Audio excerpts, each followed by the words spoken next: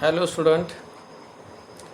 In the previous lecture we have seen the respiratory organ in plants and animals. Today we will see human respiratory system. The respiratory system brings about inspiration, expiration and exchange of gases in the lungs. Inspiration means taking of air inside, and CO2 expiration means CO2 is given outside, and third one is the exchange of gases in the lungs. That means the exchange between organism and the surrounding.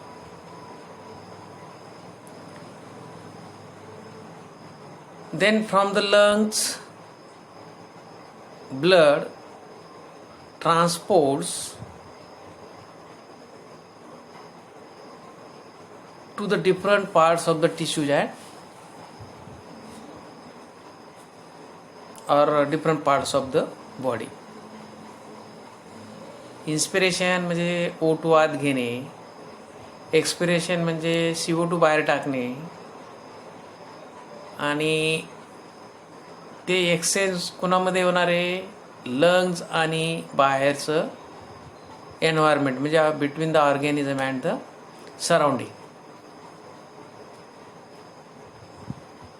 These are then transmitted by blood to different parts of the body or different tissues.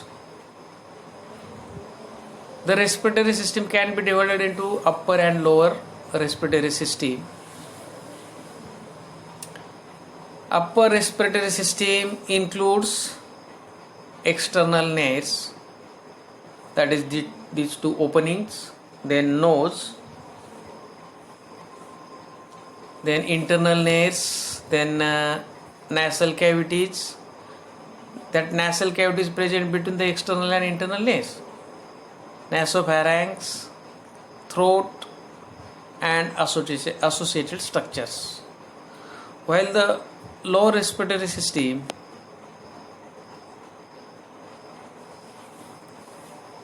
having larynx, pharynx, larynx, trachea, bronchi and lungs. Now first we will see the upper respiratory system, that includes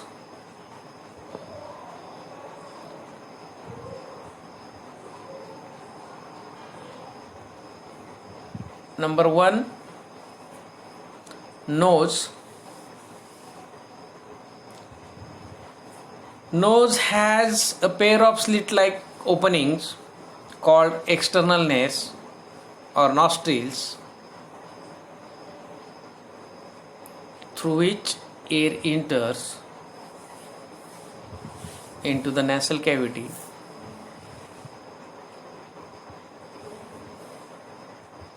The nasal cavity is divisible into right and left nasal chambers by a cartilage, and that cartilage is called as mesenteroid cartilage. Now these two external nares, here we get cavity, and that nasal cavity or nasal chamber is divided into right and left, means this one and this one. These two parts, this is the first half, this is the second half. In between these two there is a cartilage. Then each nasal chamber, to take this or this, either this or this, is divided into, each nasal chamber or each half is divided into three regions. Number one is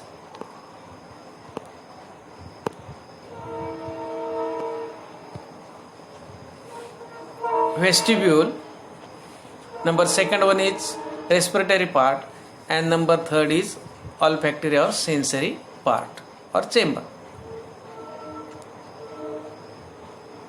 Vestibule is the first proximal part about the nostrils, internally provided with numerous hair, and that hair helps to trap the dust particles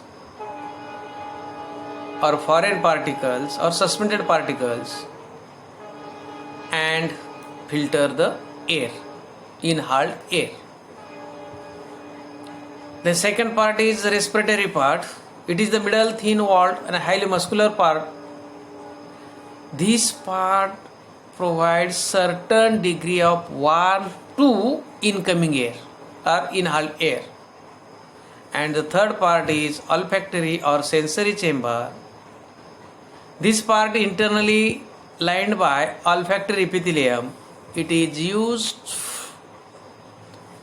useful for detection of smell. एक लक्षात घ्या या ठिकाणी हे external nares दोन आहेत, no doubt. Through is air enter, मग तिथून एअर एंट्री करणारे आत,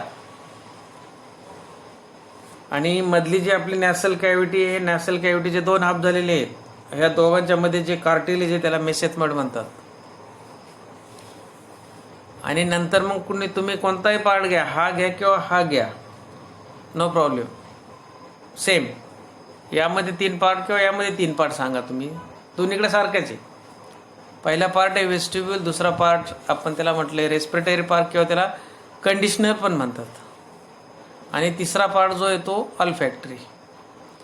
वेस्टिब्यूल म्हणजे हा आपला सुरुवातीचा पहिला नाक म्हणतो आपण, तेवढ्या एरियात असणारे जे हेअर असतात आतून, ते हेअर काय करतात, डस्ट पार्टिकल ट्रॅप करतात, म्हणजे थोडक्यात एअर फिल्टर होऊन आत जाणार आहे. मधला पार्ट जो आहे मिडल पार्ट आपण त्याला म्हटलेलं आहे रेस्पिरेटरी चेंबर. ह्या चेंबरमध्ये हा चेंबरचा जो पार्ट आहे हा थिन वॉल्ड असून हायली मस्क्युलर आहे. आणि ह्या पार्टचं कार्य काय सांगितलेलं आहे, it provide certain degree of warm, म्हणजे थोडक्यात जे आपण हवा आत घेणार आहे त्याला ऊब द्यायचं काम करतात, ते ऊब देणे म्हणतो आपण त्याला. आणि मॉइश्चर, सर्टन मॉइश्चर पण त्याला दिलं जातं. हे ह्या रेस्पिरेटरी पार्टचं कार्य आहे, फंक्शन आहे. आणि तिसरा पार्ट जो आहे तो आपल्याला म्हणलेलं आहे त्याला ऑल्फॅक्टरी पार्ट और sensory part. In this part और this part is internally lined by olfactory epithelium and it is useful for detection of smell. म्हणजे आपल्याला जे गंधज्ञान होतं तर ह्या पार्टमुळे होणार. Then next part is pharynx. Pharynx is divisible into 3 parts: nasopharynx, oropharynx, and laryngopharynx. Nasopharynx is the uppermost part,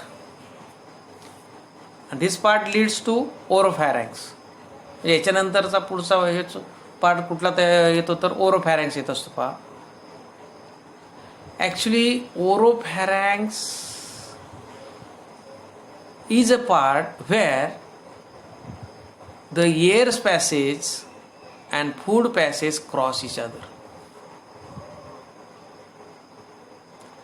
and oropharynx continues below as a laryngopharynx, and in the pharynx region we get a set of tonsils, that is the set of lymphoid organs called tonsils. म्हणजे नॅसल cavity संपल्यानंतर किंवा ती नॅसल chamber नंतर पुढचा part जो फॅरॅक्स येणार आहे, फॅरॅक्सचे पुन्हा 3 रिजन सांगितलेले आहेत त्यांनी.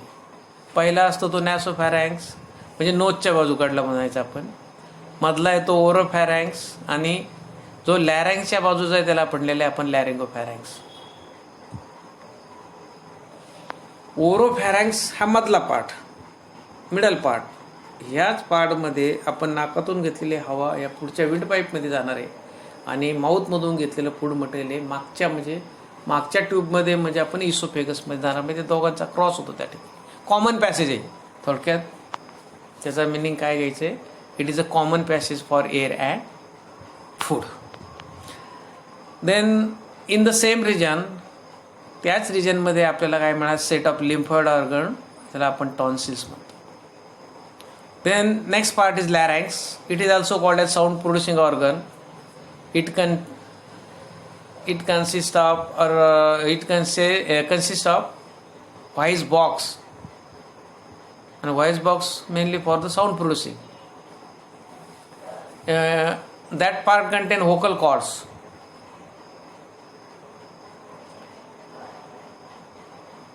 म्हणजे आवाज तयार क्रिएट करण्याकरता आवश्यक असणारे व्होकल कॉर्ड्स ते नेमके लॅरिंक्स रिजनमध्ये. Larynx extends from the laryngopharynx and hyoid bone to the trachea. जे लॅरिंक्स पूर्ण जास्तीत जास्त पुढं कंटिन्युएशन ट्रॅकियामध्ये होणार आहे. It is hollow tubular structure. It's wall is made up of cartilage. म्हणजे त्याच्या वॉलला कार्टिलेज प्लेट आहे, आणि ते हेल्ड टुगेदर म्हणजे एकत्र धरून ठेवलेले आहे त्याला by muscles and membranes. And internally it is lined by pair of elastic vocal cords. म्हणजे आतल्या बाजूने आपण त्याला काय म्हणतो? व्होकल कॉर्ड्स आहेत. वॉल हा कार्टिलेजपासून बनलेला आहे त्या व्होकल कॉर्डचा किंवा साऊंड प्रोड्युसिंग ऑर्गनचा. Voice is produce by passage of air. म्हणजे आवाज जो तयार होणार आहे, आपण जे बोलतो तो साऊंड जो तयार होतो तो कसा तयार होणार आहे? Voice is produce by passage of air between the vocal cords. म्हणजे जो मार्ग आहे हवेचा, vocal cords, and modulation created by tongue, teeth, lips and nasal cavity. Modulation म्हणजे आपण त्याला स्वर म्हणतो. म्हणजे त्याला क्रिएट करण्याकरता टंग म्हणजे जीभ आपली असतील, टीथ असतील, किंवा हे लिप्स असतील, होट म्हणतो आपण, आणि नॅसल कॅव्हिटी, हे सगळ्यांचा उपयोग होतो. आणि नंतरच साऊंड प्रोड्यूस होणार आहे. That larynx opens into laryngopharynx through a slit like opening called glottis. म्हणजे जो लॅरिंगचा जो पार्ट आहे तो ओपन जो होतो त्या ओपनिंगला काय म्हणतात? ग्लॉटिस म्हणतात पहा. And this opening of trachea और wind pipe is guarded by a lip like flap called epiglottis. It prevents the entry of food into trachea. म्हणजे थोडक्यात जे ओपनिंग आहे त्या ओपनिंगला जे झाकण आहे ते लिपसारखं असतं पहा. म्हणजे फूड मटेरियल घेताना ते बरोबर विंड पाईप जो असणार आहे तो बंद करणार आहे. फूड मटेरियल निघून जाणार आहे, आपण एअर घेण्याच्या वेळेस पुन्हा ते फ्लॅप ओपन होऊन विंड पाईपमधून एअर लंग्सकडे जाणार आहे. म्हणजे ओपनिंगला ग्लॉटिस म्हणायचं, त्याचं जे झाकण त्याला इपिग्लॉटिस म्हणायचं, आणि त्याचं कार्य आत्ताच सांगितलं त्या पद्धतीने पुढची एंट्री होऊ द्यायची नाही विंड पाईपमध्ये. यदा कदाचित जर थोडासा कण जाण्याचा प्रयत्न झाला तर आपल्याला लगेच आपण ठसका येणे म्हणतो पहा, किंवा एकदम खोकला येणे जेवत असताना किंवा काही खात असताना. Next part is here. Now you see this figure.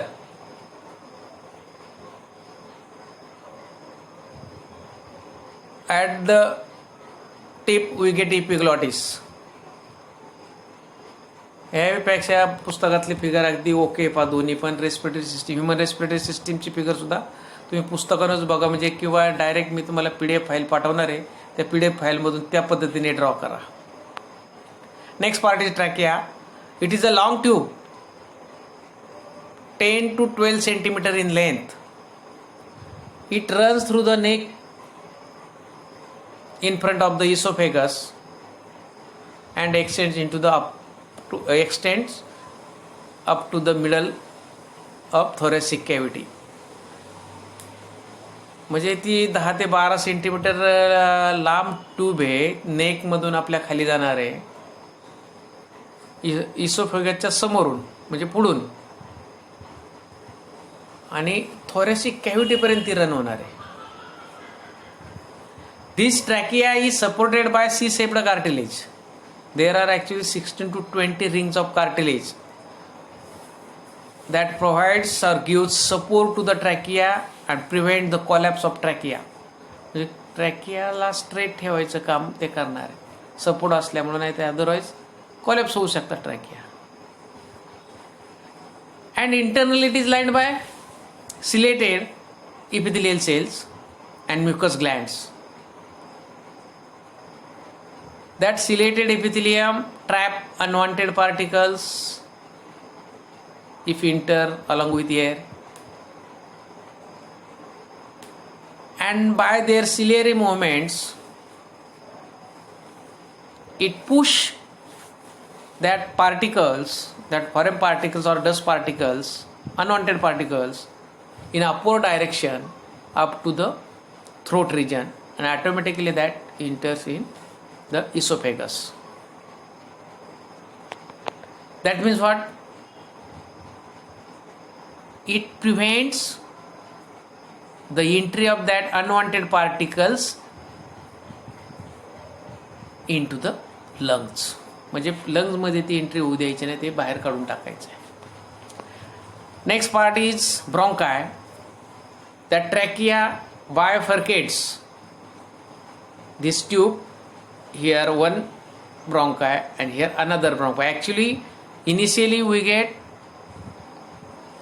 left and right primary bronchi. Bifurcation like this.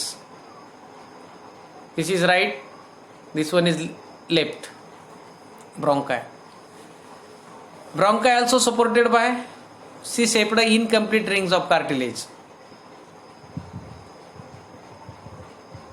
Then primary bronchi divided into secondary and tertiary bronchi, which leads into terminal bronchioles, and at the end we get numerous alveoli, and that alveoli are similar to that of bunch of grapes. ते कसं दिसणार आहेत alveoli? जसा आपण द्राक्षाचा घड म्हणतो त्या पद्धतीने ते शेवटी स्ट्रक्चर दिसणार आहे, त्याला आपण alveoli म्हणणार आहे. And the last part of this system is lungs.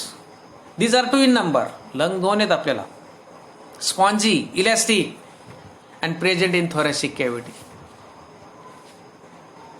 ह्या थोरॅसिक रिजन मध्ये ते असणार आहे. Externally lung is covered by a pleural membrane, and that pleural membrane is double. Outer pleural membrane is called parietal, while the inner one is called as visceral. They actually double pleural membrane, that means outer parietal and inner visceral membrane. And between these two membranes we get pleural cavity. That pleural cavity is filled with pleural fluid. That fluid is lubricating fluid. Right lung is larger and divided into 3 lobes, while the left lung is smaller and divided into 2 lobes. Right लंगचे 3 lobe आहेत, तर left लंगचे लहान असून त्याचे 2च lobe आहेत पहा. And each lobe has terminal bronchioles ending in a bunch of air sacs called alveoli. Nearly about 10 to 12 alveoli. जे lungs हा शेवटचा पार्ट आहे, 2 लंग्स आहे तुम्हाला माहिती आहे, राईट आणि लेफ्ट दोन्ही बाजूला. त्यातला बाहेरचं जे कवरिंग आहे त्याला आपण प्लुरल मेम्ब्रेन म्हणतो, ते डबल आहे, डबल मेम्ब्रेन आहे. म्हणजे आउटर त्याला आपण परायटल मेम्ब्रेन म्हणतो आणि इनर त्याला आपण म्हणणार आहे विसरल मेम्ब्रेन. आणि या दोन्ही मेम्ब्रेनच्या मध्ये जी कॅव्हिटी आहे त्याला प्लुरल कॅव्हिटी म्हणतात. That is filled with lubricating fluid called plural fluid. आणि दोन्ही लंग जर बघितलं आपण तर राईट लंग हे मोठे आहे, 3 लोब्स आहेत, आणि लेफ्ट लंग हे स्मॉलर आहे, त्याला 2च लोब आहेत. आणि प्रत्येक लोब टर्मिनल ब्रॉन्क्युल्स असणार आहेत, आणि त्याचे that endings with a bunch of air sacs called alveoli. ह्या पद्धतीने रेस्पिरेटरी सिस्टीम लक्षात घ्यायची आहे. फिगर डोळ्यासमोर अगोदर तुम्ही काढली पाहिजे, बघितली पाहिजे. ही फिगर बघा तुम्ही आता इथं. पहिलं आपलं पार्ट दिलेलं नॅसल पॅसेजपासून खाली तुम्हाला फॅरॅंक्स दिसते, त्यामध्ये लॅरॅंक्स आहे, ट्रॅकिया आहे. आता फॅरॅंक्सपासून वरचा भाग येतो सगळा काय येणार आहे, अप्पर रेस्पिरेटरी सिस्टीमचा पार्ट आहे. आणि लॅरॅंक्स, ट्रॅकिया, देन ब्रॉन्काय, लंग, हे सगळे पार्ट कशामध्ये येणार आहेत पहा, अप्पर रेस्पिरेटरी पार्टमध्ये येणार आहेत, आपलं लोअर रेस्पिरेटरी पार्टमध्ये येणार आहेत. हे एक व्यवस्थित लक्षात घ्यायचं आहे. Okay, thank you.